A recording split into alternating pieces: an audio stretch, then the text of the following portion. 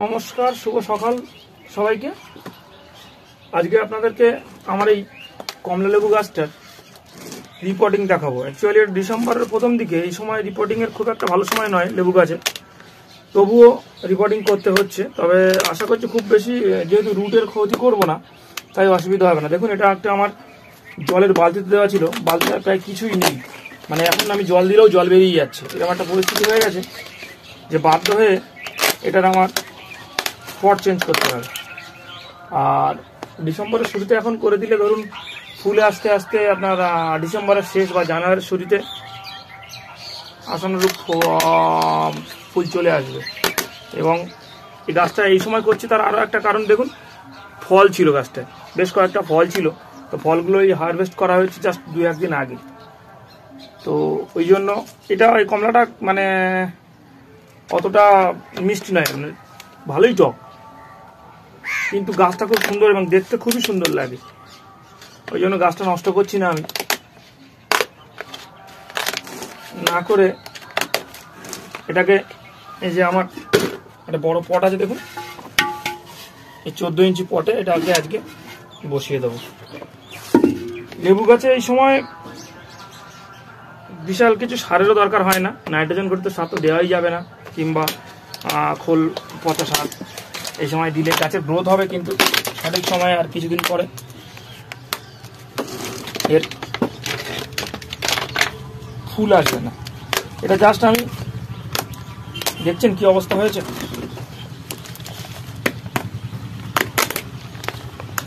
কিচ্ছু নেই গাছটা পটটার।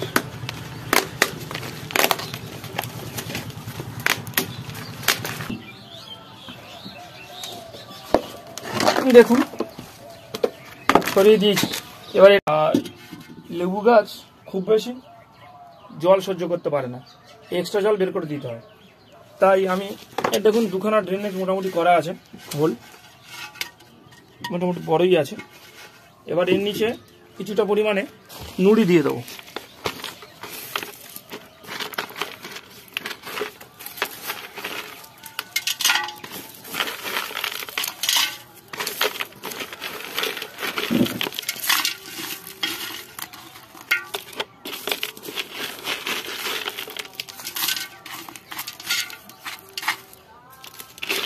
ছোট ছোট নুড়ি আর বালি, এটা দিয়ে মোটামুটি ড্রেনেজ ঠিক রাখার জন্য নিচটা পুরোটা পূরণ করে দিলাম। আর আমার নর্মাল যে পদ্ধতিতে মাটি তৈরি করা থাকে, প্রায় 40% মাটি, 40% গোবর সার,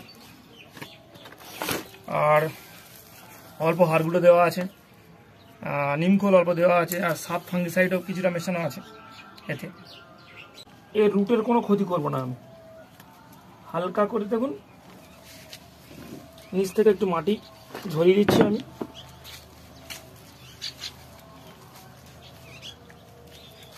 যেহেতু এটা বড়, বেশ বড় টবেই ছিল, মানে বড় বালতিতে ছিল, তো অতদূর রুট আসেও নিয়ে।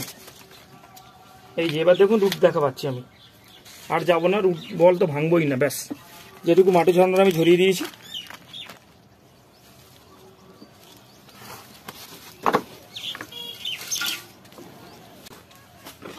কিছু পরিমাণে সর্ষে খোলের গুঁড়ো, দেখুন এটা দিয়ে দেবো।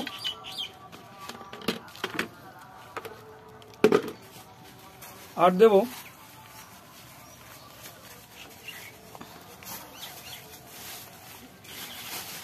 প্রায় শেষ হয়ে গেছে হাড় গুঁড়ো।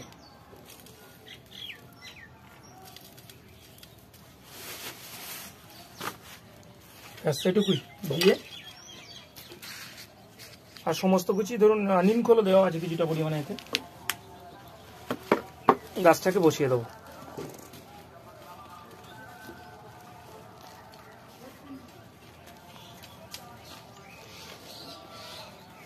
উপর থেকে একটু মাটি কমিয়ে দিই।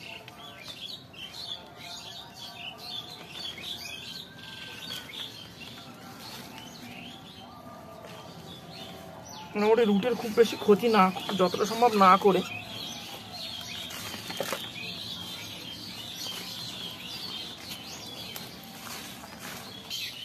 খুব ভালো করে, যাতে কোথাও ফাঁকা না থাকে এই জন্য সাইড থেকে যেহেতু ফাঁক কম ছিল সুন্দর করে এটাকে ফিল আপ করে দিতে হবে। আর এই সময় শীতের সময় তো এখন ডাইরেক্ট সানলাইটে রাখলেও অসুবিধা হবে না, যেহেতু হালকা রোদ্দুর। আর যেটা করব আমি এবারে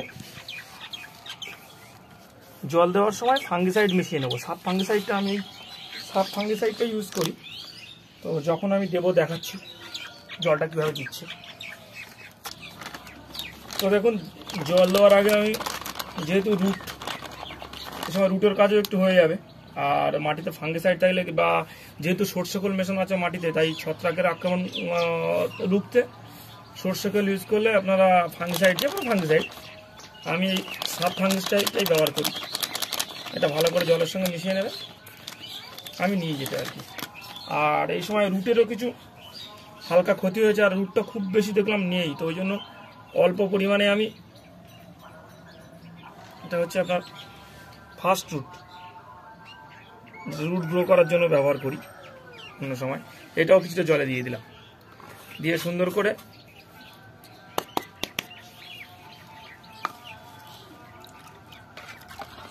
মিশিয়ে নিয়ে এই মিশ্রিত জলটাই আমি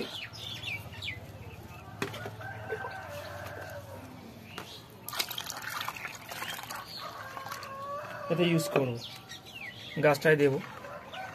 আশা করি গাছের খুব বেশি ক্ষতি হবে না, এবং ডিসেম্বরের শেষে বা জানুয়ারির শুরুতে আশানুরূপ গাছটা অত বড় নয়, ফুল আসবে। এখন জল নেবে আর কি, নিচ থেকে বেরোনোর আগে পর্যন্ত জলটা দিয়ে দেবো যাতে ভালো করে নিয়ে মোটামুটি একটু হালকা ছায়াযুক্ত জায়গায়, আমার ছাদে যেখানে গাছের ছায়া আছে সেখানে টবটা রেখে দেবো, ওই 2-1 দিনের জন্য, শীতকাল তো।